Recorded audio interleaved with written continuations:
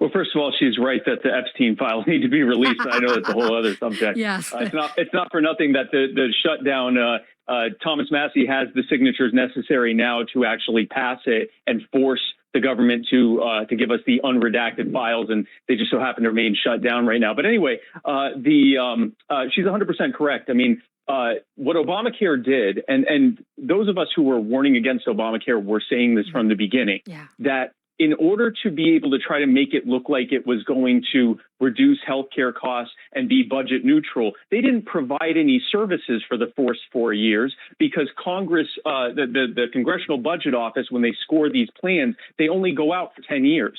So what they did was they gamed it by saying, well, we're only going to start collecting taxes and fees on it for the first 4 years. We're not going to be paying out anything. And then, the last 6 years will actually start paying out. And so by doing that gaming of the system, they were able to sell it to the more, I guess, moderate Democrats who they needed to actually pass it. But the consequence of that is that we're now seeing that, because we don't freeze healthcare every 4 years, every decade. What we're seeing is it's just the costs are spiraling out of control. And the reason is very simple. Whenever you subsidize something, you're going to make it more expensive in the long term. If I'm selling you a service and you're deciding out of your own pocket how much you can afford to pay, we got to figure out what you're going to be able to pay that can provide you with the best value. But if we can pass that cost on to someone else, the taxpayer or your insurance pool or whatever else, that necessarily you can now get as much as you need and someone else is essentially paying for it. Well, the reality is we're all in this pool, both as insurance holders and taxpayers. And